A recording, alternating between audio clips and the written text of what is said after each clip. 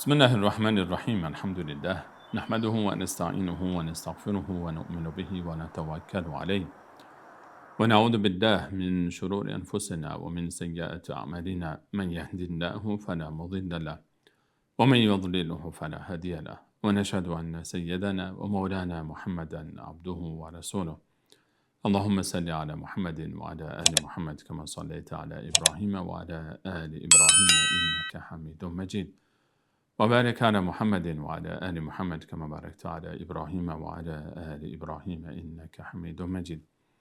عرض سلام دارم و ادب و احترام خدمت همه شما گرامیان و سروران. امیدوارم هر کجا که هستید در سایه الطاف الله متعال موفق و پیروز و سربلند باشید. الله رو بی نهایت سپاس از اینکه یک بار دیگر این توفیق رو نصیب راه ما قرار داد تا همراه شما گرامیان با آیات دیگر از سوره مبارکه البقره در خدمت شما گرامیان باشیم. در درس‌های گذشته به همراه شما عزیزان تا آیه 167 از این سوره مبارکه رو پیش رفتیم. من در این درس هم به همراه شما سروران آیاتی دیگر از این سوره رو به تلاوت خواهیم گرفت. در آیه 168 الله متعال می‌فرماید: اعوذ بالله من الشیطان الرجیم بسم الله الرحمن الرحیم یا ایها الناس كلوا مما في الأرض حلالا طيبا ولا تتبعوا خطوات الشيطان إنه لكم عدو مبين. یا ایها الناس، ای مردم، كلوا مما في الأرض حلالا طيبا، بخورید از آنچه در زمین است به شرط پاک بودن و حلال بودن. كلوا مما في الأرض حلالا طيبا. یا ایها الناس، ای مردم، بخورید آنچه روی زمین برای شما رحمتان قرار داده است، از روی دنیها، از گیاهان، از میوه های درختان، از دریا و آنچه که در دریاست و آنچه که روی زمین است، آنچه که در آسمان است. کلوا مما فی الارض، هر آن چیزی که در مجموعه زمین وجود دارد به دو شرط: حلالا طیبا، حلال باشد و طیب باشد. این آیه بعد از آیاتی که در باره الله متعال و درباره وحدانیت الله متعال و درباره الوهیت الله متعال صحبت می‌فرمود و در ادامه آیاتی که برای ما الله متعال از کسانی گفت که مرتکب شرک شدند و مرتکب ندای غیر الله و رفتن و استغاثه به سوی غیر الله رفتن، الله متعال برای ما با یک ندای یا ایها الناس موضوع رو به سوی رزق و روزی هایی که به بندگان خود داده است میبرد. همانطوری که تنها معبود به حق الله متعال است، تنها رازق آسمان ها و زمین هم الله متعال است.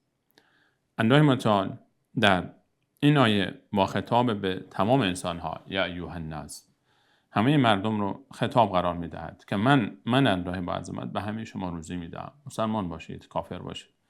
در آیات گذشته صحبت از کسانی بود که کافر شدند و مشرک شدند و الله متعال در این آیه اشاره می‌فرماید که الله متعال با وجود اینکه عده زیادی کافر هستند، با وجود اینکه بسیاری با ایمان نیاوردند، اما الله متعال به اونها رزق و روزی میدهد. الله متعال به خاطر اینکه کسی کافر هست، کسی مشرک است، رزق و روزی رو از او منع نمی‌کنه. اینطور نیست که به او رزق و روزی ندهد.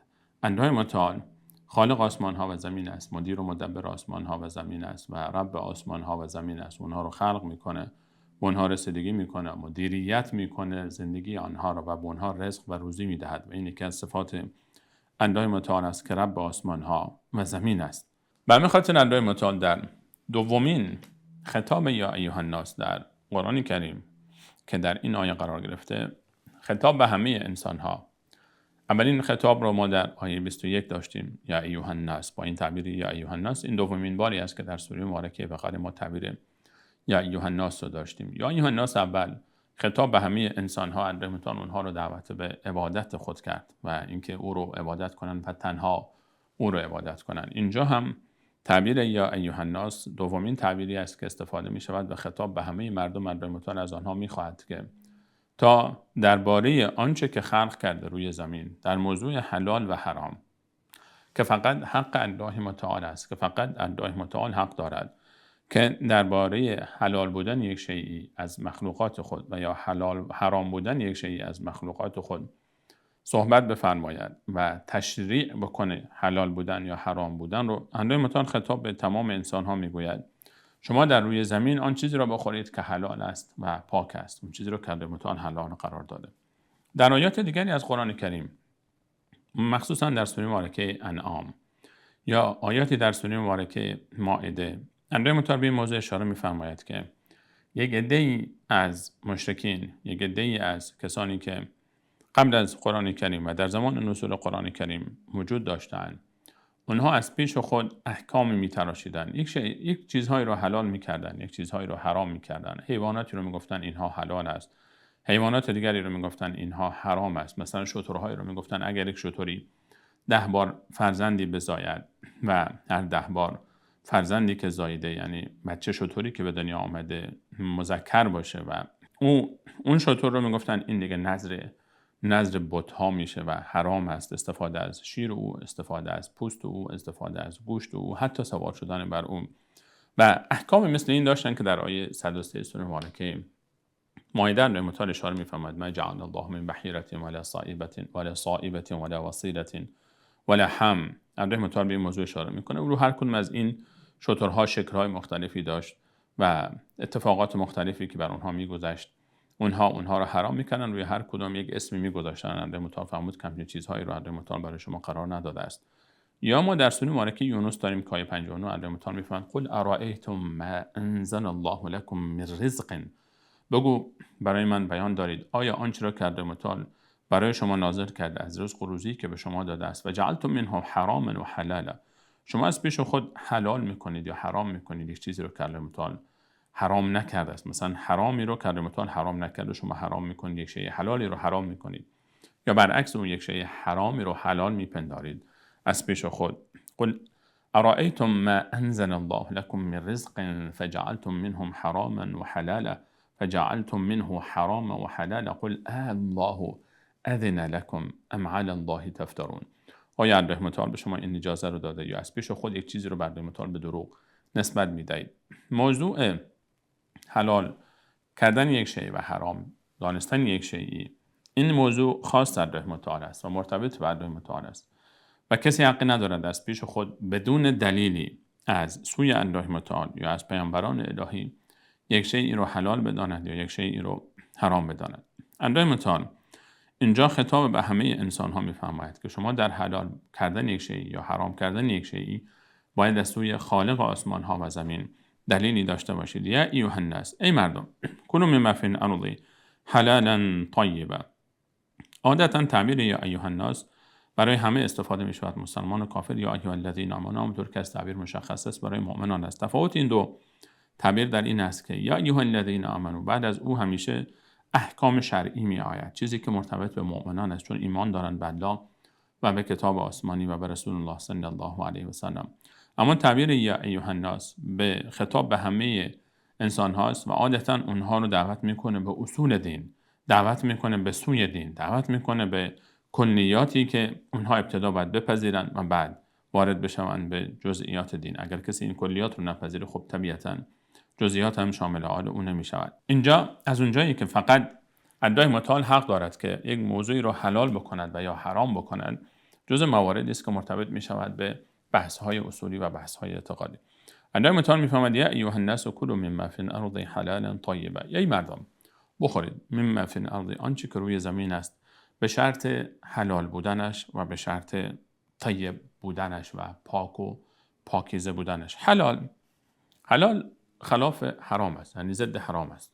حرام یعنی اون چیزی که منع شده انسان از استفاده اون، تحریم شده. حرام تحریم شدن یعنی منع شدن و حلال نقطه مقابل حرام قرار میگیرد. حلال ما در فارسی هم بعضی تعبیرات رو استفاده میکنیم، از حل گرفته میشه، حل یا حل شدن. مثلا ما وقتی که شکری رو میریزیم داخل آب، مثلا هم میزنیم میگیم که این شکر در آب حل شد.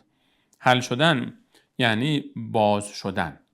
حلال به این خاطر به یک شیء حلال گفته میشه چون اون گره حرام بودن از او باز شده. گویی که حرام بودن یک گره است برای یک شیئی که ممنوع است، گره میزنیم او رو، و حلال اون گره باز شده، اون گره وجود نداره. به همین خاطر از لحاظ لغوی تعبیر حلال که به معنای حل شدن است برای یک شیئی استفاده می شود که گره ممنوع بودن، گره حرام بودن از او باز شده و برداشته شده است. حلال در مقابل حرام قرار دارد. هر چیزی رو که در میفهمد حلال است. شما چیزی رو که حلال است استفاده بکنید. در آیات مختلفی من جمله در آیه 173 همین سوره، یعنی سوره مبارکه بقره، و آیات دیگری در سوره مبارکه مائده آیه 3 و همچنین در سوره مبارکه نحل و سوره‌های دیگر در سوره مبارکه انعام، الله متعال اشاره می‌فرماید با آن چیزی که حرام است. علما از این تعبیر کلوا مما فی الارض حلالا طیبا یک قاعده برداشت کردند و فرمودند که اصل بر آنچه که روی زمین وجود دارد، اصل در خوراکی هایی که روی زمین وجود دارد، اصل بر حلال بودن است. چون الله متعال به صورت عموم گفته که آنچه که روی زمین است شما بخورید. اصل بر خوراکی هایی که روی زمین وجود دارد، اصل این است که هر چیزی خوردنش حلال است مگر اینکه دلیلی از کتاب الله و سنت رسول الله صلی الله علیه و سلم پیدا شود، دلیلی که ثابت کند این شیء حرام است. دایره حلال بسیار بسیار بسیار وسیع‌تر از دایره حرام است. اون چیزهایی رو که الله متعال در قرآن کریم برای ما از خوراکی ها خصوصا حرام کرده است بسیار انگشت شمارن که به تفصیل در آیه 173 صحبت خواهیم کرد. مواردی رو که الله متعال اشاره کرده و قوانین و قواعدی رو که در این باره وجود دارد که چه چیزهایی حرام هستند. الله متعال برای ما می‌فرماید که شما بخورید آن چیزی را که حلال است. از جمله مواردی که در بحث حلال مطرح می شود، ما چیزی رو که می‌خوریم باید منبع درآمد ما هم حلال باشه. یکی از صفات مال حلال این هست که انسان برای به دست آوردن او کاری رو که انجام می‌دهد اون فعل حرامی نباشه. یعنی انسان با دزدی او رو به دست نیاره، انسان با کلاهبرداری او رو به دست نیاره، انسان با دوز و کلک او رو به دست نیاره، انسان با معاملات حرام او رو به دست نیاورد. مثل چی؟ مثل ربا و رباخواری. این میشود حلال. اون مالی که راه به دست آوردن او از لحاظ شرعی یک راه حلال است، این رو میگوییم که مال حلال. و طیب یعنی پاک و پاکیزه.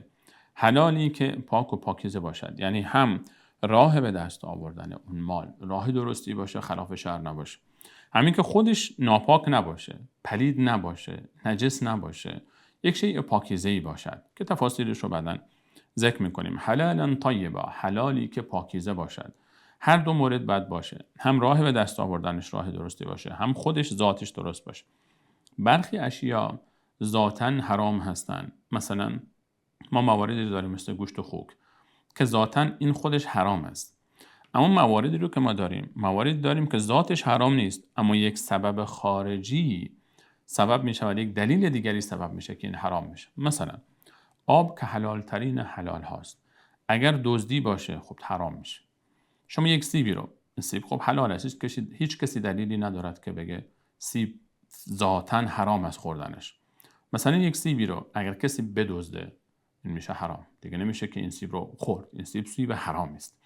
مواردی هست که خودش حرام است، مواردی هست که خودش حرام نیست، اما یک دلیلی سبب بر حرام شدن او می شود. الله متعال اینها رو باید به تفصیل انشاءالله تفاصیلش رو در 173 برای شما عزیزان که الله متعال برای ما برخی از حرام ها رو اونجا مطرح می‌فرماید صحبت خواهیم کرد. الله متعال می‌فرماید یا ایها الناس کلوا مما فی الارض حلالا طیبا، ای انسان ها شما مال حلال و پاکیزه بخورید. خوردن مال حلال و پاکیزه، لقمه حلال بسیار بسیار موضوع مهمی است. الله متعال در دومین خطاب یا ایها الناس در قرآن کریم مردم رو دعوت می‌فرماید به خوردن مال حلال، لقمه حلال بیار سر سفره خودت.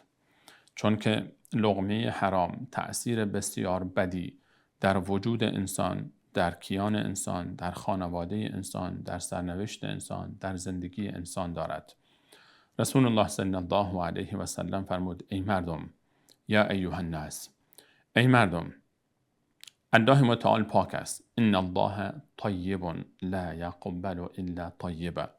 الله متعال پاک است و جز یک شیء پاک چیز دیگری رو نمیپذیرد، قبول نمی کند و شما مؤمنان را خطاب قرار داده است با آن چیزی که انبیای الهی را خطاب قرار داده است.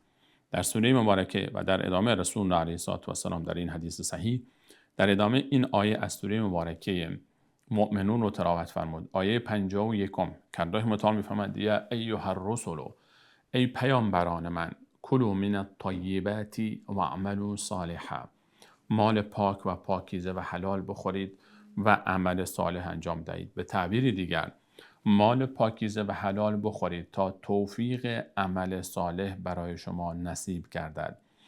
و در ادامه حدیث رسول الله صلی الله علیه و سلم فرمود و باز الله متعال می‌فرماید در سوره مبارکه بقره آیه 172 یا ایها الذین آمنوا کلوا من الطیبات، کلوا من طیبات یا ایها الذین آمنوا کلوا من طیبات ما رزقناکم.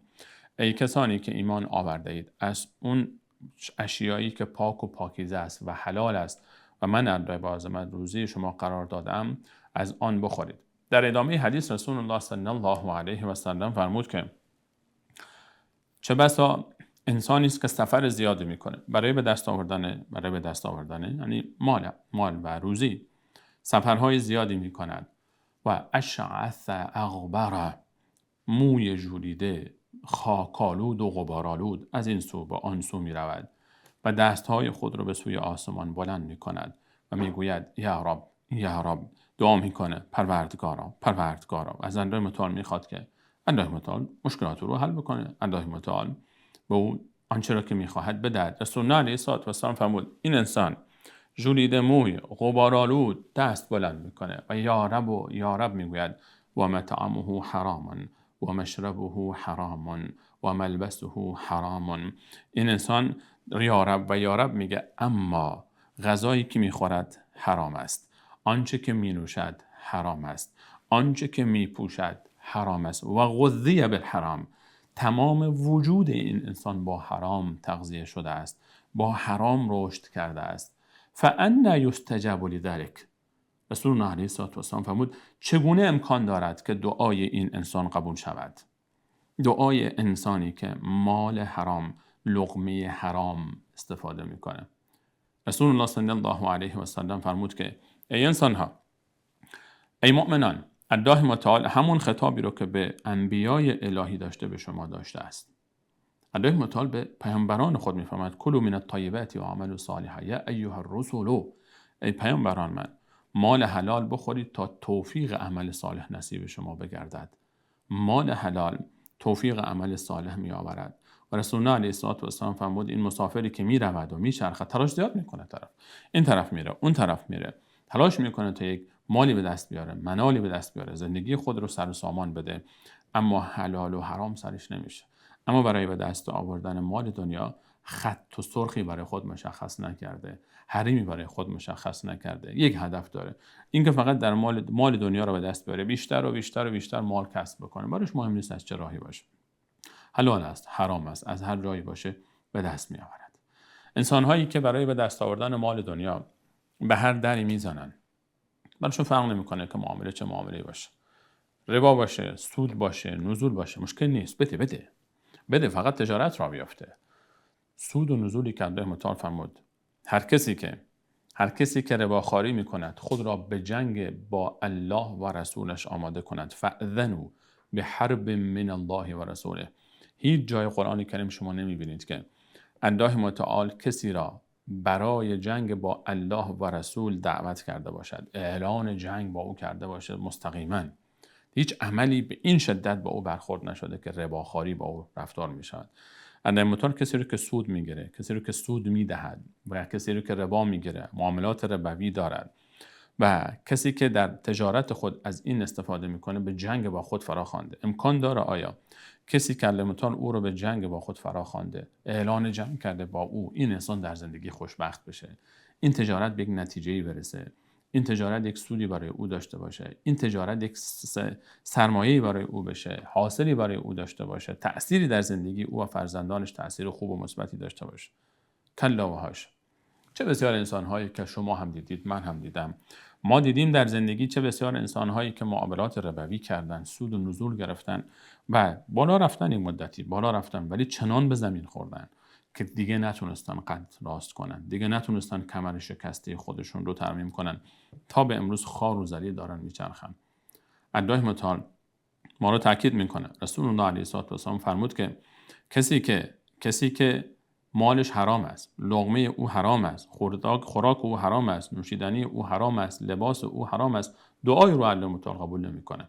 دعای او قبول نمیشه. یکی از راههای قبولی دعا، یکی از مهمترین مواردی که سبب استجابت دعای انسان میشه، اینه که لقمه او حلال باشه. اگر لقمه حلال آوردی سر سفره خودت گذاشتی از راه حلال، بله حلال سخت است، بله حلال عرق ریختن داره، بله حلال کم است، اما برکت در او هست، اما لطف الله متعال در او هست، اما رحمت الله متعال در او هست. حرام رو شاید بشه یک لحظه‌ای به دست آورد. حرام زود به دست میاد، سود میده، نزول میگیره طرف، دزدی میکنه، خیانت میکنه، کلاهبرداری میکنه، فریب میده کسی را، پول رو به دست میاره، به خیال خودش یک شبه راه 100 ساله میره، اما از راه حرام. لقمه‌ای که از راه حرام به دست بیاد، مالی که مال دزدی است، مال خیانت است، کم فروشی میکنه، طرف تاجر مال بدن رو به جسم مال اصلی میفروشه، به طرف مارک رو عوض میکنه، میچسبونه تولید فلان کشور، در حالی که خودش میدونه این کلک است، این خیانت است، این خدعه است، ولی میفروشه. مهم نیست براش. کم فروشی میکنه، پیمانه وزن ترازوی خودش رو کمتر از اون چیزی که باید به او بدهد میدهد. ویل للمطففین. الله سوره درباره اینها نازل کرده، سوره درباره کسانی که کم فروشی میکنن، سوره درباره اینها الله متعال نازل کرده است، سوره درباره کسانی که کم فروشی میکنن، خیانت میکنه، به دوست خودش خیانت میکنه، به صاحب کار خودش خیانت میکنه، به مدیر خودش خیانت میکنه، اختلاس میکنه. یک کسی او رو در یک معامله او رو امین دانسته و این میاد از یک گوشه یک پولی رو میزنه، یک پولی رو برای خودش برمیداره. همه آنچه که در او کلک هست، در او فریب هست، در او دزدی هست، در او ربا هست، در او خیانت هست، در او غش هست، در او کلاهبرداری است، در او فریب دادن است، صداقت نیست. در هر معامله‌ای که در او صداقت نیست، در هر معامله‌ای که در او حرامی وجود دارد، شراب میفروشه، مواد مخدر میفروشه، اصلا مهم نیست براش که چی میفروشه چی نمیفروشه، تجارت میکنه، براش مهم نیست که مواد مخدر فردا چه بلایی سر جامعه در میاره، چه نسلی رو که تباه نمیکنه. مهم نیست، آقا جی پول فکر جیبشه، فکر جیب خودشه، فقط میفروشه، تریاک میفروشه، هروئین میفروشه، هر چی گیرش بیاد میفروشه، فقط پول براش مهم است. کسانی که همچین معاملاتی میکنن، کسانی که برای اونها مهم نیست. شما اگر انگور بفروشید، انگور که حلال است، به کسی که میدونید این انسان انگور رو برای شراب استفاده میکنه، حرام است این معامله شما. حق نداری شما به کسی که شراب درست میکنه کمک بکنید. حق نداری شما از مغازه‌ای که شراب میفروشه ولو یک لیوان آب بخری ازش. و تعاونوا علی البر والتقوى ولا تعاونوا علی الاثم والعدوان. در کارهای خیر، در کارهای نیک با هم همکار بشید. در دشمنی، در گناه الله متعال فرمود که با هیچ کسی همکار نشید. کمک نکن به رونق تجارت کسی که شراب میفروشه. آقا من که آب میخرم ازش، من کاری ندارم، مغازه شراب میفروشه، بفروشه. فروشگاه بسیار بزرگی است، یک گوشه‌اش هم شراب میفروشه، هزاران کالای دیگه میفروشه، نان میفروشه، آب میفروشه، سبزی میفروشه، میوه‌جات میفروشه. حق نداری از این خرید بکنی. حق نداری از این خرید بکنی، چون اگر تو خرید کردی در رونق تجارت یک شراب فروش تو هم شریک شدی، تو در رونق تجارت او رونق دادی. این لقمه‌ای که برمی‌داری میاری اینجا، این لقمه شبهه داری است. در خوشبینانه ترین حالت اینه که شبهه داره، لقمه پاک نیست، حلال طیب نیست. مواظب باشیم در بسیاری از معاملات خودمون. الله متعال میفرماید که کلوا من الطیبات و اعملوا صالحا. لقمه حلال بخور تا توفیق عمل صالح نصیب تو بشود. اگر انسان آنچه که میخورد، آنچه که مینوشد، آنچه که میپوشد، آنچه که استفاده میکنه رو دقت نکنه، درآمد خودش رو، آقا در دولت اداره حکومتی کار میکنه، اداره حکومتی است دیگه، مال بیت المال دیگه، مال شخصی کسی که نیست، هر چی دلش میخواد میدزده، اختلاس میکنه. بزرگترین دزدی و جنایت کسی است، بزرگترین دزدی است که از بیت المال میدزده. وقتی یک نفر از یک نفری دزدی بکنه، گناهش یک نفره، اون طرفش میدونه و خودش یک نفر از یک نفری دزدی کرده. اما کسی که از دولت میدزده، کسی که از یک اداره حکومتی میدزده، از یک بانک حکومتی میدزده، این از بیت المال دزدیده است. این حق کل افرادی رو که در اون کشور زندگی میکنن دزدیده است. اینطور نیست که شما کسی فکر میکنه کارمند یک اداره هست، خب من کسی ندزدیدم، از حکومت میدزدم. مال بابای شما که نیست، مال حکومت است. مال حکومت مال کی است؟ مال بیت المال است، مال همه است. کسانی که شیطان برای اونها وسوسه میکنه، برای اونها به اونها یاد میده، به اونها زینت میده. لقمه حرام. لقمه حرام وقتی سر سفره بیاد نتیجهش چی میشه؟ لقمه حرام طرف آورده سر سفره، بعدن گله میکنه که فرزند من بیادب شده، بچه من گستاخی میکنه، جلوی من ایستاده، دختر من به حرف من گوش نمیکنه، از راه به در شده، دختر من به مسیر خطرناکی داخل شده، خانم من با من جنگ داره، دعوا داره، خانم من داره از من جدا میشه، خانم من داره از من میره، از مسیر خارج میشه، داره از من جدا میشه، طلاق میگیره، درگیری ها ایجاد میشه، اختلافات ایجاد میشه. همه اینها رو وقتی که نگاه میکنیم، این آقا وقتی که کار میکرده، وقتی که معامله میکرده، وقتی که تجارت میکرده، وقتی که پول در میآورده، براش مهم نبود از کجا در میاد. رشوه میگرفته، خیانت میکرده، دزدی میکرده، سرقت میکرده، اختلاس میکرده، ربا میداده، نزول میداده، غصب میکرده، زورگویی میکرده، زورگیری میکرده. بعد الان انتظار داره که بچه اولیای خدا در بیاد. بعد انتظار داره که حالا بچه او یکی از صالحین و اولیای خدا بشود. نمیشه آقا، نمیشه. هرگز این اتفاق نخواهد افتاد. رسول الله صلی الله علیه و سلم فرمود کسی که مطعم او حرام است، مشرب او حرام است، ملبس او حرام است، غذای او حرام، خوراکی و نوشیدنی او حرام، لباسی که میاره حرام، پولی که استفاده میکنه حرام، فانا یستجاب لذلک. دعای این اصلا قبول نمیشه. ولو این که هر چقدر غبارآلود باشه سر صورتش، ژولیده موی باشه، تلاش هم بکنه این طرف بره و آن طرف بکنه، وقتی دست بلند میکنه الله مطلق دعای این انسان رو قبول نمیکنه.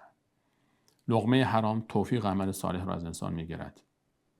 چه خانواده هایی هستن که شما میبینید این خانواده خیلی زندگی خیلی ساده ای دارن، شاید از لحاظ اقتصادی قرضدار هم باشه طرف، خونش میرید بسیار وسایل ساده، وسایل دسته سوم و چهارم استفاده میکنه، حتی طرف وسایل کافی نداره، فرش کافی نداره تو خونه خودش، غذایی که میخوره غذای دوم دست درجه 2 و درجه 3 یک استفاده میکنه.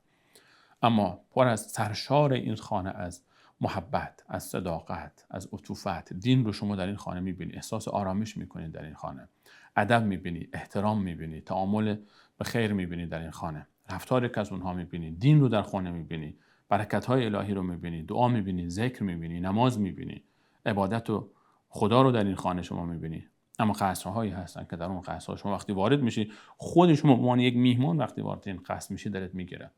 رفتار خانواده رو وقتی با هم می‌بینی، رفتار خواهر برادرها رو با هم می‌بینی، پدر و مادر رو با هم می‌بینی، وقتی رفتار پدر و مادر با فرزندانشون رو می‌بینی، وقتی از اخبار اونها میشنوی، اینجا یک چیزی میلنگه، اینجا یک چیزی مشکل داره. اینجا اون لقمه رو باید بررسی کرد. لقمه حلال، کلوا من الطیبات و عملوا صالحا. غذای خوب بخورید تا توفیق عمل صالح نصیبتون بشود. غذای پاک، حلال. یا ایها الناس کلوا مما فی الارض حلالا طیبا. آنچه که حلال است، پاک است، هیچ شبهه‌ای درش نیست. خیلی دقت کنیم. خیلی دقت کنیم. آنچه که سر سفره خودمون میاریم، اگر دلت برای فرزندانت میسوزه، اگر امید داری که فردا فرزندت به دردت بخوره، اگر امید داری که همسرت به دردت بخوره، اگر امید داری که یک زندگی خوب داشته باشی، اولین قدم این هست که مالی را که به دست می آوری، این مال حلال بدون شبهه‌ای باشد. مال حلال پیدا بکن، بیار سر سفره بگذار، وگرنه تباه میکنی خودت، خانواده و آینده فرزندانت رو. یا ایها الناس کلوا مما فی الارض حلالا طیبا. آنچه پاک است، آنچه حلال است بخورید، سراغ حرام نرید. نه درآمد حرام، نه خوردنی های حرام، نه خوراکی های حرام. الله مطابق تو گفته نخوردی. برخی صحبت میکنیم به تفسیر در آیه 173 در این باره، درباره آنچه که الله متعال حرام کرده است. چرا حرام کرده الله متعال؟ تفاصیلش رو اونجا خواهیم گفت، اما همین اشاره بکنم. اللهی که خالق آسمان ها و زمین است، وقتی که یک شیئی رو میگه نخور، الا یعلم من خلق و هو اللطیف الخبیر. آیا نمیداند اون کسی که آسمان ها و زمین رو خلق کرده و لطیف است و خبیر است، به تمام جزئیات یک شیء آگاه است که این شیء رو منع کرده برای تو، کتمان یک حکمتی در او دارد. آیا نمیداند؟ وقتی پیش یک دکتر میری، پزشکی میری، به تو میگه آقا رژیم غذایی میده، این رو نخوری، این رو نخوری، این نخور، میگه چشم نمیخورم. عجیب است انسان وقتی میبینه که به خاطر یک جسم خودش طرف حاضر است که نظر یک دکتری رو که انسانی است مثل او و تجربه بیشتری در یک موضوعی دارد، علم بیشتری دارد، قبول میکنه، اما نظر خالق خودش رو، پروردگار آسمان ها و زمین رو، در مورد خوردن یک شی یا نخوردن یک شی قبول نمیکنه. یا ایها الناس کلوا مما فی الارض حلالا طیبا. اینجا بحث ایمان مطرح میشه. وقتی انسان ایمانش به الله متعال قوی میشه و میفهمه چشم شما میگین کار نکن، نمیکنم. باید خودت رو با قانون الله متعال وفق بدی. الله متعال یک دایره وسیع و عظیمی از حلال رو برای ما قرار داد، یک بخشش رو حرام کرد. یک بخش بسیار کمی و اندکی رو حرام کرد. این بخش کم و اندک رو حرام کرده به خاطر چی؟ به خاطر این آزمایش معنا پیدا بکنه در دنیا. اگر قرار بود هر آن چیزی که در آسمان و زمین است، هر آن چیزی که روی زمین ما در دسترس ما است، حداقل برای ما حلال باشد، هر کاری میکنیم، هر چه میگوییم، هر چه انجام میدیم، خب معنایی نداشت آزمایش دیگر معنایی نداشت، ابتلا دیگر معنایی نداشت. یا ایها الناس کلوا مما فی الارض حلالا طیبا ولا تتبعوا خطوات شیطان. بعد از این که الله متعال میفهمد حلال بخورید، لقمه حلال بیار سر سفره خودت. خلاصه بحث لقمه حلال بیار سر سفره خود، میفهمد ولا تتبعوا خطوات شیطان انه لکم عدو مبین. پیروی نکن از خطوات شیطان. خطوات جمع خطوه هست. خطوه یعنی گام. گام به گام شیطان تو رو میکشه دنبال خودت. گام. عجیب است تعبیر قرآنی، بسیار تعبیر عجیبی است. الله متعال میفهمد شیطان برای فریب دادن انسانها به یک باره نمیاد اونها رو برداره از یک عالمی به عالم دیگری ببرد. مرحله به مرحله، گام به گام با خود میبرد. گام به گام. کجا انسان قدم به قدم پیش میره؟ جایی که احساس خطر میکنه. شما در یک منطقه‌ای وارد میشید، منطقه‌ای که احساس امنیت نمیکنید، احتمال داره که اینجا مین گذاری شده باشه. اونجایی که در این مراحل، در این منطقه وقتی انسان قدم برمیداره، قدم به قدم برمیداره. لبه صخره شما راه میرید، کنار کوهی راه میرید، میترسید که بلغزید، قدم به قدم شما برمیداره. جایی که خیلی تاریک است، انسان وارد یک فضای خیلی تاریکی میشه و نمیدونه که این فضا کجاست و پشت سر چیست. حتی خانه خود انسان، شب لامپا رو شما خاموش میکنید داخل خانه، میخوای قدم بزنی، خونه خودت از 0 تا 100 رو همه رو حفظی، وجب به وجبش حفظی. وقتی که تاریک میشه فضا، وقتی که تاریک میشه، انسان قدم به قدم برمیداره، میترسه که به در دیوار نخوره. و انسان در جاهایی که تاریک است، در جاهایی که میترسه، در جاهایی که آرامش نداره، اونجا قدم به قدم پیش میره. شیطان وقتی انسان رو دنبال خودش میکشه، میدونه که این انسان مؤمن در این فضا احساس آرامش نمیکنه. این فضا فضای گناه، فضای معصیت، فضای نافرمانی، فضای مخالفت با دستورات الله متعال، یک فضای تاریک است، یک فضای ترسناک است، یک فضای خطرناک است. به خاطر همین نمیشه اینجا دویده او رو با خودم بکشم بیارم، نمی آید. باید رو قدم به قدم با خودم بکشم. شیطان برای اینکه انسان رو دنبال خودش بکشه، این دشمن قسم خورده. الله متعال در پایان آیه فرمود انه لکم عدو مبین. او دشمن قسم خورده شماست، دشمن آشکاری برای شما است. این دشمن بسیار زیرک است. این دشمن وقتی که انسانی رو میخواد با خود بکشه، او رو قدم به قدم میکشه. بار اول نمیاد برای یک انسان صالح عابد متقی بگه که خب مستقیم بیا برو مثلا شراب بخور، مستقیم بیا برو زنا بکن، برو کفر و شرک انجام بده. هرگز این کار رو نمیکنه. اون فرد میدونه که این کار رو نمیکنه. چیکار میکنه؟ میاد پیشش، برای او یک خطوه اول قدم برمیداره، این کار رو انجام بده. این موضوع اختلافی است. علما برخی گفتن جایز است، برخی گفتن ناجایز است. مسئله اختلافی است. این مسئله اختلافیه. حالا اگر انجامم بدی زیاد مشکل ایجاد نمیشه. یک قدم او رو دور میکنه از اون رفتاری که انجام میده، از اون ترسی که داشت، یک قدم او رو میاره اینورتر. اگر عبادت‌های انجام میده، عبادت‌های نافله میگه انجام نده، ولش کن. خسته برو بخواب. خواست صدقه و انفاق انجام بده، ولش کن. حالا به پول این نیاز پیدا میکنی، انجام نده. یک مرحله او رو از نوافل، از مستحبات، از کارهای خوب میکشه پایین‌تر. حالا سنت ها رو انجامم ندادی زیاد مشکلی نیست، سختگیری وجود نداره، انجام نده. کم کم ترک میکنه، نوافل رو ترک میکنه، مستحبات رو ترک میکنه، سنت ها رو ترک میکنه، به فرایض و واجبات که میرسه. فرایض و واجبات رو هم میگه حالا اینها رو با هم جمع کن، مثلا نمازات رو با هم جمع بخون، حالا قضاییش رو میخونی، حالا بعداً میخونی، اشکال نداره، حالا دیرتر میخونی، توجیه میکنه براش، قدم به قدم او رو میکشونه. قدم به قدم طرف به جایی میرسه که دیگه گناه رو انجام میده. اما گناهان صغیره رو انجام میده، گناهان کوچیک رو انجام میده، گناهان بزرگ رو هم با توجیه انجام بده. بعدن حالا توبه میکنه. حالا یک دفعه از چیزی نمیشه. خداوند توبه پذیر است، توبه تو رو میپذیره. توبه میکنه، بعدش گناه رو انجام میده. ترس گناه رو از دل او میکشه بیرون. اون شومی گناه رو برای او عادی میکنه. این در گناه رو وقتی که باز کرد برای او، وقتی رفت داخل طرف، دیگه برای بار دوم راحت میاد وارد میدان میشه، دیگه برای بار دوم راحت هم میتونه اون رو بکشه. طرف به خودش میاد که همجوری قدم قدم چنان رفته پشت سر او که الان دیگه در دین داره شک میکنه. کسی که تا چند سال پیش نمازش ترک نبود، نوافلش ترک نبود، عبادت‌های او ترک نبود، الان می‌بینید داره درباره قرآن شک وارد میکنه، درباره دین داره شک وارد میکنه، درباره خدا و پیغمبر داره شک وارد میکنه. یک دفعه می‌بینید میکشه او رو به کفر و شرک و الحاد و دشمنی با دین. این همون خطوات شیطان است، قدم به قدم. الله متعال وقتی که درباره زنا صحبت میفهمد لا ولا تقربوا الزنا، رسول مبارک اسلام میفهمد که نزدیک زنا نروید، نمیفهمد که زنا نکنید، میفهمد نزدیک نروید. چرا؟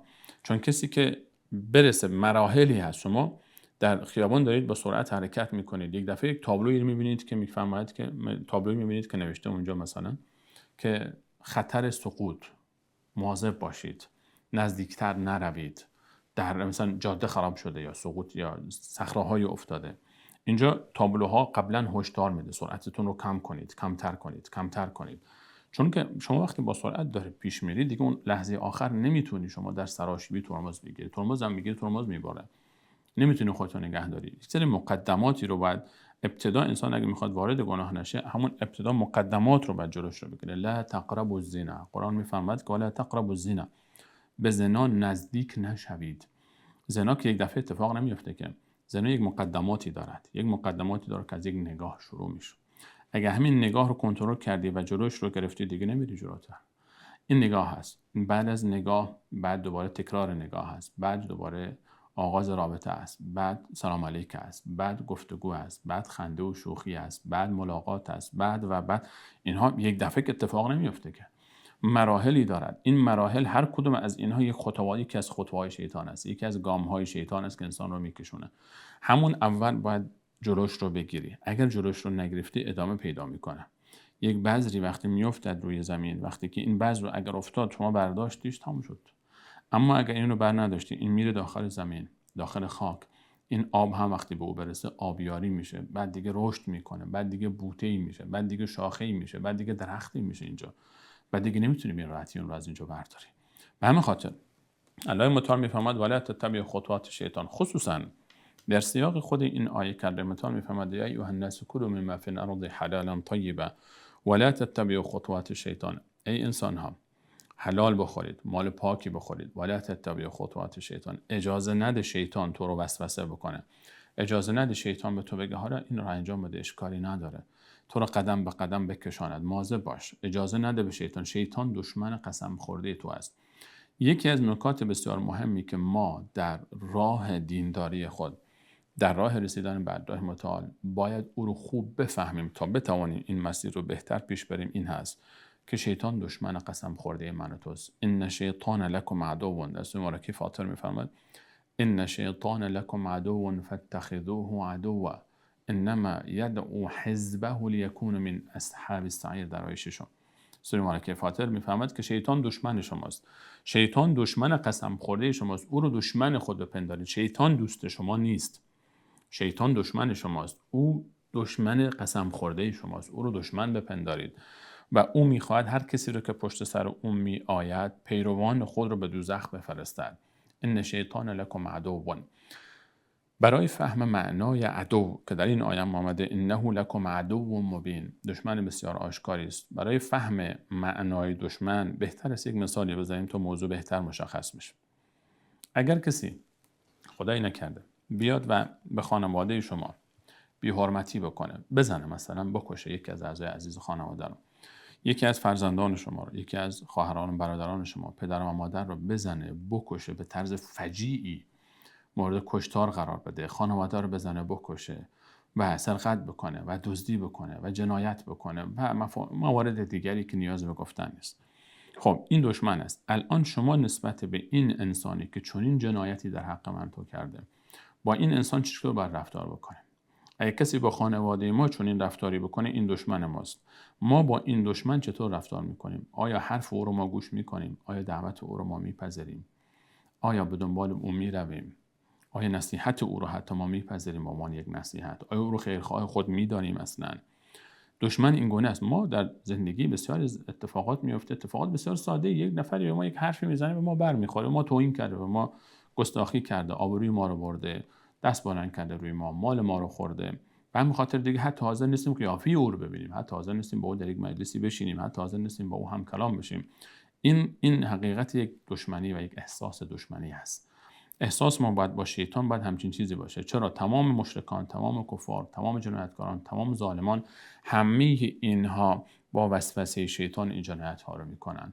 اگر قاتلی قتل میکنه، اگر جنایتکاری نسل کشی میکنه، اگر فرماندهان نظامی نسل کش و جنایتکار و خائنی دارن خونریزی میکنه، همه اینها رو شیطان داره تربیت میکنه و تحریک میکنه و وسوسه میکنه.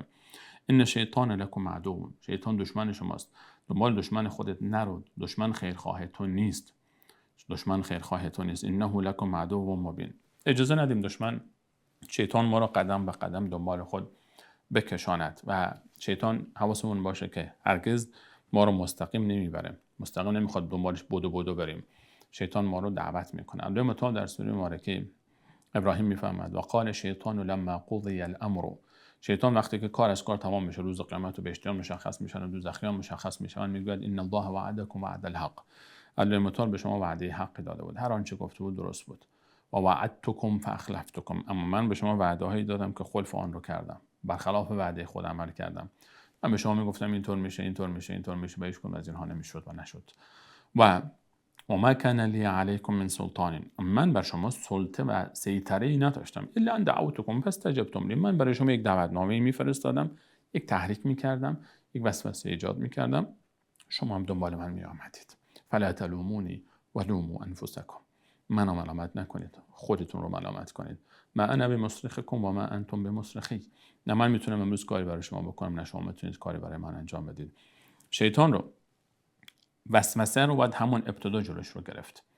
بهترین راه مبارزه با وسوسه های شیطان این هست که دنبال گام های اون نریم. همون ابتدا وقتی که فکر گناه اومد، اولین قدم فکر گناه است، اولین قدم فکر ترک یک عبادت است. همینجا وقتی جلوش رو گرفتیم و او رو ادب کردیم و تربیت کردیم، اون موقع دیگه دنبال ما نخواهد آمد. و تربیتشون اینطور است که اگر ما گفتیم کارو نکن، کار خیلی رو دوباره براش رو انجام بده.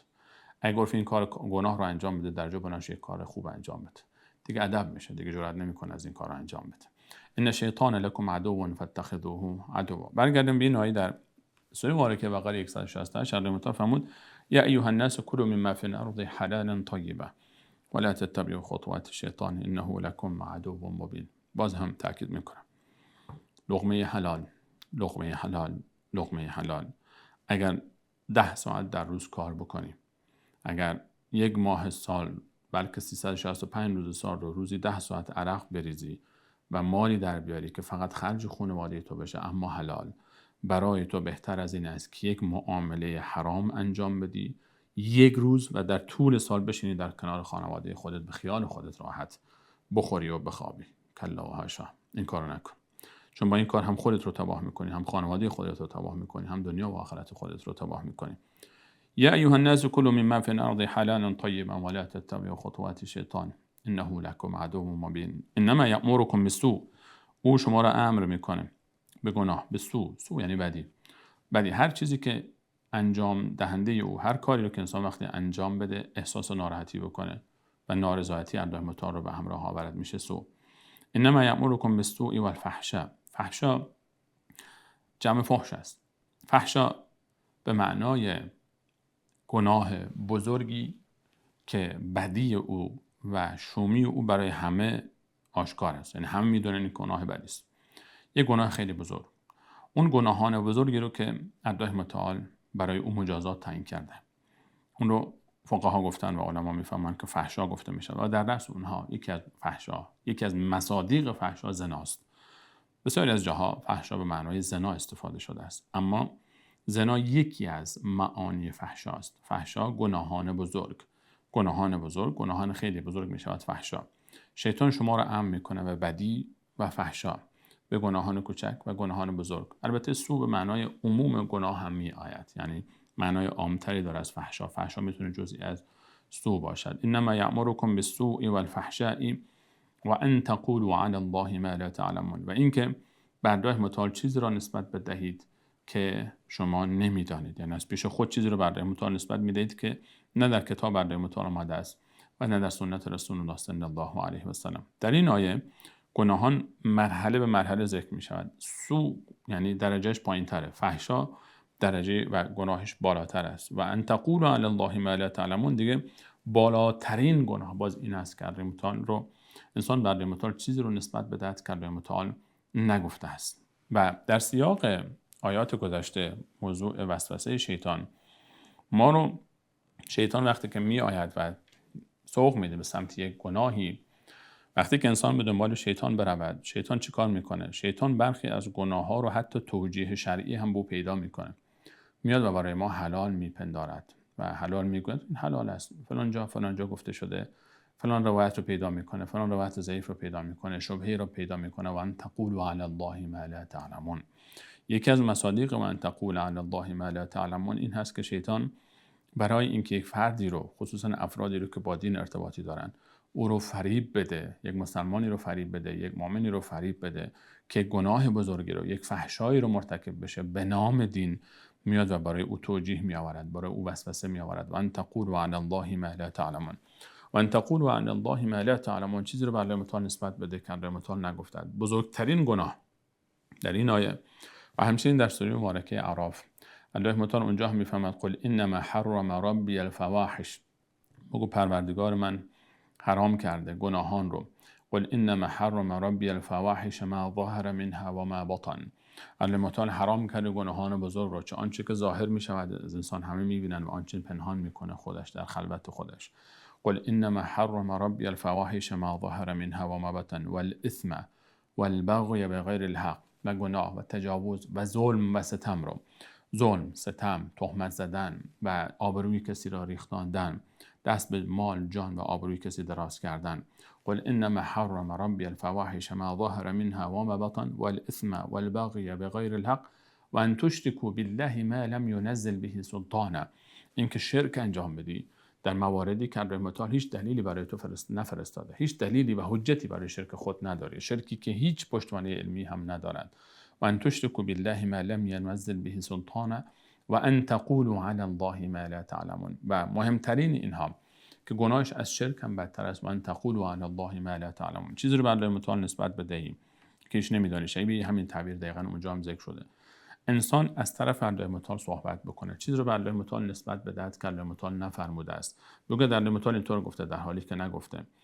مفسرین نوشتند که هر عقیده باطلی، هر فتوای نادرستی، هر عقیده و خرافی، مذهب خرافی، فکر خرافی، دین نادرستی، همه اینها مصداق و ان تقولوا علی الله ما لا تعلمون هست. هر کسی که به الله متعال چیزی را نسبت میدهد که الله متعال نگفته است، هر فرقه ضاله، هر گروه گمراهی در این داخل است. و گناه در سوره مبارکه اعراف فرمود که شرک انجام بدهید، بعد از شرک فرمود که بر الله متعال چیزی رو نسبت بدهید که الله متعال نگفته است. گناه نسبت دادن یک فتوای نادرست بر الله متعال از شرک بالاتر دانسته شده است، زیرا شرک وقتی ایجاد میشه که طرف چیزی رو به الله متعال نسبت میده که الله متعال نگفته است. کسانی که شرک رو ترویج میکنن و تبلیغ میکنن، میآیند از برخی از آیات قرآن کریم، از برخی از روایت ها به نادرست، یا برخی روایت هایی رو که پیش خودشون درست کردن، یا برخی آیاتی رو از پیش خود میتراشن، میآورن و چیزی رو به الله متعال نسبت میدن که الله متعال نگفته است. و در آیات قرآن کریم هم ما میبینیم وقتی که الله متعال در رد شرک برای ما صحبت میفرماید، مثلا در سوره مبارکه یونس آیه 18 میفرماید و یعبدون من دون الله ما لا یضرهم ولا ینفعهم و یقولون هؤلاء شفعاؤنا عند الله قل اتنبئون الله بما لا یعلم فی السماوات ولا فی الارض. و وقتی که به اونها گفته میشود چرا این شرک رو انجام میدن، میگن که ما اینها رو عبادت نمیکنیم مگر اینکه شفاعت ما رو پیش الله متعال میکنن. الله متعال فرمود که آیا الله متعال رو از چیزی با خبر میسازید که در علم خود در آسمان ها و زمین سراغ ندارد؟ الله متعال هیچ دلیلی برای اینها نفرستاده است. چیزهایی رو به الله متعال نسبت میدن که الله متعال نگفته است. و ان تقولوا علی الله ما لا تعلمون. انسان دقت بکنیم که چیزی رو به دین نسبت ندیم که جزء دین نیست. وقتی چیزی رو نمیدانیم از پیش خود فتوا ندهیم. الله متعال در ادامه بفرماید و اذا قیل لهم اتبعوا، کسانی که شیطان اونها رو گمراه کرد و رفتن به دنبال شیطان و شیطان گام به گام اونها رو با خود کشید و برد. و اذا قیل لهم، وقتی با آنها گفته می شود اتبعوا ما انزل الله، برگردید بیایید آنچه را که الله متعال نازل فرموده است بر پیامبرش قرآن کریم، بیایید از قرآن کریم پیروی کنید. بیایید ببینید که آنچه را شما انجام می دهید آیا مطابق با قرآن کریم هست یا نیست، مطابق با کلام الله متعال هست یا نیست.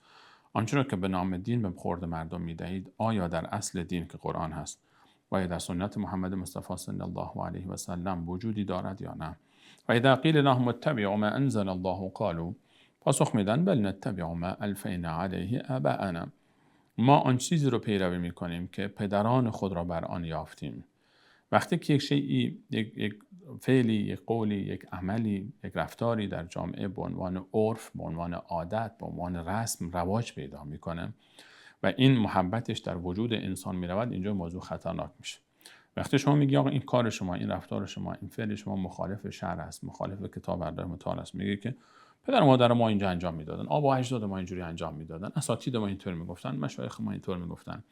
هر چیزی که خلاف کتاب الله متعال باشد رد است. هر کی میخواد گفته باشه، پدر من گفته، مادر من گفته، استاد من گفته، مشایخ من گفتن، هر چیزی که مخالف با کتاب الله متعال است و با سنت رسول الله صلی الله علیه و سلم است باید به دیوار زده شود. و اذا قیل لهم اتبعوا ما انزل الله قالوا بل نتبع ما الفینا علیه آباءنا، تقلید کورکورانه در چیزی که انسان میداند خلاف شرع است. تقلید در موردی که انسان یقین دارد این موضوع، این مورد، این اعتقاد، این باور، این فعل، این رفتار مخالف با کتاب الله متعال و سنت رسول الله صلی الله علیه و سلم است. و اذا قیل لهم اتبعوا ما انزل الله قالوا بل نتبع ما الفینا علیه آباءنا، یک عده‌ای افتخار میکنن به تقلید از آبا و اجداد خود و عجیب است که طرف در بحث دین مقلد آبا و اجداد خود هست اما در بحث دنیا مقلد اونها نیست. در بحث دنیا حاضر نیست اون رفتاری رو که پدرش کرده این انجام بده، حاضر نیست اون رفتاری رو که استادش داشته، اون سیاستی رو که استادش داشته، یا اون سیاست اقتصادی، سیاست اجتماعی، سیاست نظامی و هر رفتاری که داشته. در رفتارهایی که مرتبط به دنیا است مقلد پدر و مادر، آبا و اجداد خودش نیست. می‌بینیم که پدر و مادر فقیر بودن، فرزند میلیونر شده، یا برعکسش، یا موارد دیگری اتفاق افتاده. اما به بحث دین که میرسن بعد میگن که وجدنا علیه آباءنا کذلک یفعلون. در شبیه همین رو ما در سوره مبارکه مائده هم داریم، در 104 که الله متعال میفرماید و اذا قیل لهم تعالوا الی، با تعبیر دیگری و اذا قیل لهم تعالوا الی ما انزل الله و الی الرسول قالوا حسبنا ما وجدنا علیه آباءنا، میگویند آنچه که آبا و اجداد ما انجام دادن برای ما کافی است. بسیاری در امر دین وقتی میرسن مقلدن، در بحث اعتقاد، در بحث باور، در بحث دنیا مقلد هیچ کسی نیستن، حاضر نیستن تقلید کنن. اما به دین که میرسه و مهمتر از دنیاست، اون موقع عقل خودشون و مغز خودشون رو قفل میکنن و میگن که وجدنا علیه آباءنا. اینجا الله متعال میفهمد که بل نتبع ما الفینا علیه آباءنا. الله متعال میفهمد اولو کان آباؤهم لا یعقلون شیئا ولا یهتدون، اگر آبا اینها، آیا از اونها بپرسید، این استفهام انکاری است، یعنی که انکار این ادعای آنها است. اولو، اگر، لو کان، و اگر، ولو اینکه آبای اونها، پدران اونها، آبا و اجداد اونها لا یعقلون شیئا، چیزی رو نفهمیده باشن، ولا یهتدون، به هدایت هم نشده باشن، به مسیر هدایت نرفته باشن. اگر پدر و مادر شما، آبا و اجداد شما، خانواده شما، طایفه شما، حتی اون مکتبی که شما در اون درس خواندید، اون گروهی که با شما بودن، اساتید شما، به مسیر درستی راهنمون نشده باشند، حقیقت رو درک نکرده باشند، باز هم شما پیروان ها هستید. مذمت تقلید محض برای کسی که میتواند تحقیق بکنه و بررسی بکنه. الله متعال اونها رو مذمت میکنه برای ما. اینجا مذمت برای کسانی نیست که از افرادی تقلید میکنن، از افرادی پیروی میکنن که فعل اونها، عقیده اونها و عمل اونها مخالف با کتاب الله متعال است. اما از این قسمت که اولو کان آباؤهم لا یعقلون شیئا ولا یهتدون، اگر آنها، آبا و اجداد اونها نفهمیده باشند و هدایت نشده باشند، الله متعال ملامت میکنه کسانی رو که پیرو افرادی هستند که هدایت نشدن، به گمراهی رفتن، به ضلالت رفتن و برای این فرد ثابت شده که اونها الان در این مسیر هستن، ثابت شده که اونها اشتباه کردن. چون پدرت اشتباه کرده دلیل نمیشه که چون اون اشتباه کرده تو همین اشتباه رو تکرار بکن. این دین ما، این مذهب ما، این باور ما، این فکر و اعتقاد ما و آبا و اجداد ما بوده است. نه خیر، تو وقتی که برای تو مشخص شد تو دیگه نباید در اون مسیر قرار بگیری. اما اگر کسی در مسیر افرادی قرار گرفته است که اونها راهنمون شدن به حقیقت حقیقت رو دریافتن. معنای دیگر این آیه این است که اگر کسی از فردی تقلید میکنه، اون فرد در مسیر دین هست، در مسیر کتاب الله است، در مسیر سنت رسول الله صلی الله علیه و سلم است. برای این فرد تقلید اشکالی ندارد. تقلید از کسی اشکال شرعی دارد که اون شخص در مسیر نادرستی قرار گرفت، برخلاف کتاب الله و سنت رسول الله علیه و سلام پیش می رود. اما کسی که در مسیر سنت رسول الله علیه و سلام است، در مسیر کتاب الله متعال است، تقلید از او و پیروی از او پیروی از کتاب الله و سنت رسول الله علیه و سلام است.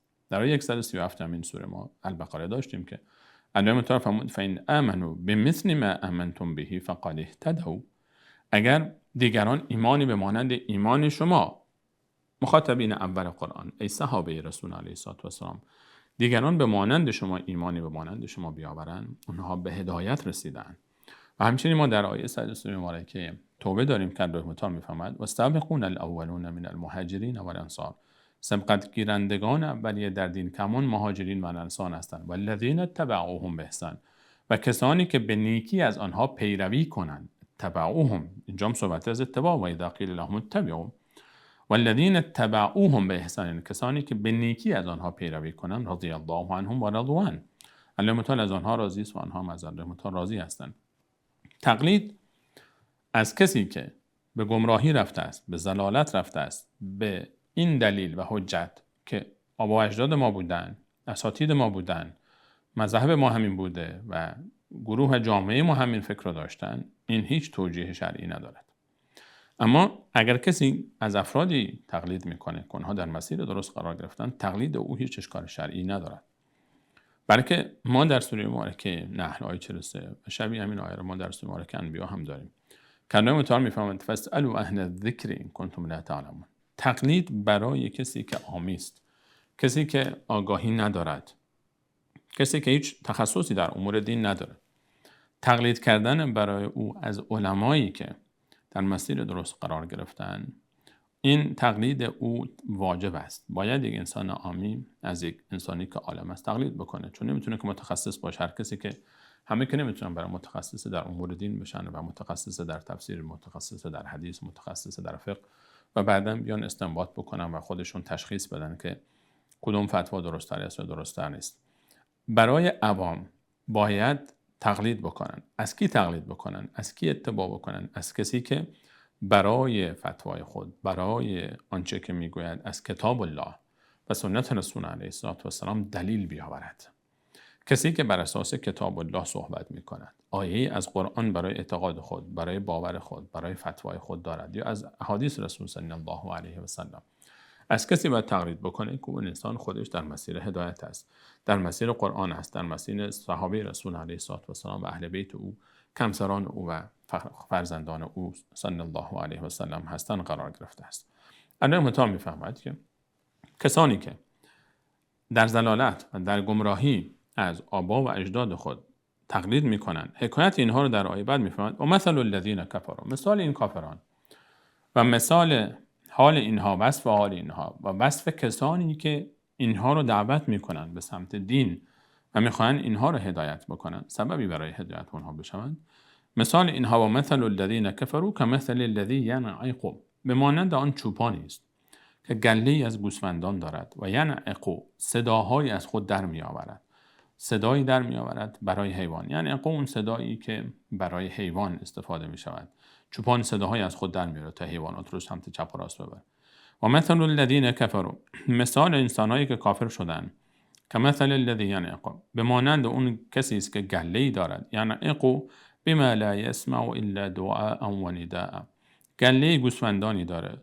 انسان چوپان وقتی گوسفندان خود رو میخواد که صدا بکنه، اینجا چوپان اون دعوتگر تعبیر شده به چوپان و گله کفار هستن، کفاری که گله هستن. گله، عادت گله چی است؟ عادت گله این است که یک نفری وقتی رفت، یکی از اونها رفت، همه پشت سر او میروند. بسیاری در بحث دینی به مانند گله رفتار میکنن. چون پدر ما رفته این مسیر رو، چون آبا اجداد ما رفتن در این مسیر، چون بزرگ ما در این مسیر رفته، چون فلانی در این مسیر بوده، چون شهر ما در این مسیر بودن، مثل گله دنبال اونها رو میافتن میرن. در آیه قبل هم همین موضوع بود. الله تعالی میفهمد مثال اینا به مانند گله است. یک چوپانی میآید که اینها رو بخواد که سمت راست و سمت چپ ببره. حالا چوپانی برای یک گله گوسفند چوپان چه کار میتونه بکنه؟ کمثل الذی ینعق بما لا یسمع الا دعاء و نداء.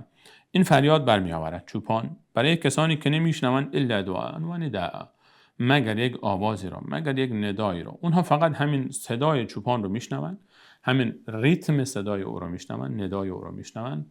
اون نمیفهمند که چوپان چی میگه. هیچ نمیفهمه. گوسفند چی میفهمه که چوپان چی میگه؟ گوسفند از تعبیر چوپانی که برای او صحبت هم بکنه، برای سخنرانی هم بکنه، چی میفهمه؟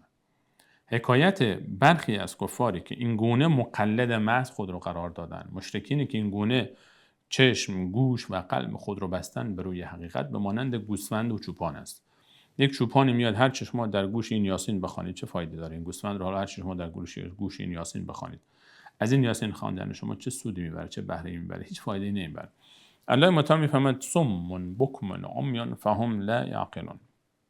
این عده‌ای که در راه پیروی از باطل به جای اینکه حرف حق رو بشنون، فکر بکنن آیا من، آبا و اجداد من در مسیر درستی حرکت میکنیم یا نه، اینها میاین به جای اینکه فکر بکنن، اینها میگن نه، ما همینجوری ما آبا و اجداد ما در این مسیر رفتن، ما میریم. مثل اون گوسفندی است که یک گوسفندی جلو رفته، همه پشت سر رو میرن. چرا پشت سر این میرید؟ چون اینا گوسفندن، چون طبیعت گوسفند همین است. صم بکم عمیان. صم جمع اصم است به معنای کرها، بکم جمع ابکم است به معنای لاله ها. اینها کرن و لالن. کرن چون حرف حق رو نمیشنون، اینها گوش نمیکنن، از این گوش میگیرن، از اون گوش میاندازن بیرون. وقتی هر چه شما درباره قرآن بهش میگی، آقا این عقیده شما خلاف قرآن است، این عقیده شما خلاف آیات قرآن است، این عقیده شما خلاف گفتار رسول الله علیه السلام است، خلاف دعوت انبیاست، هیچ نصیحت همه عالم به گوش او باد است، از این گوش میاد، از اون گوش میاندازه بیرون. صمون، این کر است. چون کره خود به خود لال هم میشه، حرفی برای گفتن نداره. وقتی شما از این آدم، برخی هستن در امر دنیا انقدر صحبت میکنه، سخنرانی میکنه، از اقتصاد میگه، از سیاست میگه، از این طرف میگه، از اون طرف میگه، وقتی در بحث دین میخواد صحبت بکنه هیچی نمیتونه بگه، حرفی برای گفتن نداره در بحث دین. چرا؟ چون شنونده خوبی نیست، گوینده خوبی هم نیست. هر کسی شنونده خوبی نباشه، گوینده خوبی هم نخواهد بود. این انسان ها چون نمیشنون حرف حق رو، نمیتونن درباره حق هم صحبت بکنن، حرف هم نمیتونن بزنن درباره حق. عمیان و کور هستن و نمیبینن، هم حقایق رو هم نمیبینن. اینها نه اینکه گوششون مشکل داشته باشه یا زبانشون مشکل داشته باشه یا چشمشون، نه. در سوره مبارکه که اعراف میاد لهم قلوب لا یفقهون بها، قلب دارن درک ندارن، و لهم اعین لا یبصرون بها، چشم دارن ولی نمیبینن، بصیرت ندارن، و لهم اذان لا یسمعون بها، گوش دارن ولی شنوایی ندارن. اولئک کالانعام، اینا مانند چهارپایانن، بل هم اضل، بلکه نه از چهارپایان بدترن، چون اینا عقلی رو الله تعالی به اونها داده که استفاده نمیکنن. چهارپا عقلی نداره که استفاده بکنه، اما اینها عقل دارن ولی استفاده نمیکنن. صم بکم عمی فهم لا یعقلون، عقل خود رو به کار نمیاندازن، در امور دین هیچ استفاده نمیکنن. جناب دکتر، جناب مهندس، جناب تکنسین، خلبان، میبینید که میره جلوی یک گاوی خم میشه، گاو پرست است، رئیس فلان شرکت بزرگ تکنولوژی در جهان است، و بعد میاد نگاه میکنید که این آقا میره جلوی گاوی خم میشه و گاو پرستی میکنه، موش پرستی میکنه. در بحث دین وقتی که میاد صحبت میکنه، شما میبینید که از ابجدیات مسائل دینی بیخبر است، هیچ چی نمیدونه، از تاریخ انبیا نمیدونه، از بحث‌های اعتقادی نمیدونه، از کتاب‌های آسمانی نمیدونه، اصلا با دین بیگانه است این انسان. الله متعال میفهمد که این انسان به مانند چهارپایان است که نمیفهمد، نه درک میکند، نه میشنود، نه سخن میگوید. و حکایت کسی هم که با اینها صحبت بکنه، اون هم چوپانی است که برای این هر چه صحبت بکنه، اینا فکر میکنن که فقط یک آوازی از سمت اون میآید و تأثیری در وجود اینها نخواهد داشت. الله متعال ما شما نجات بده که از جمله این افراد نباشیم. در این آیات الله متعال برای ما تاکید فراوانی نمود در موضوع بحث لقمه حلال و خوراک ما مستقیم در روح و روان ما تاثیر دارد. امیدواریم که الله متعال ما شما توفیق فهم صحیح آیات خود را نصیب بفرماید و حسن خاتمه نصیب گرداند. تا دیدار دیگر همه شما سواران بعد متعال می‌سپارم. الله یار و نگهدارتان.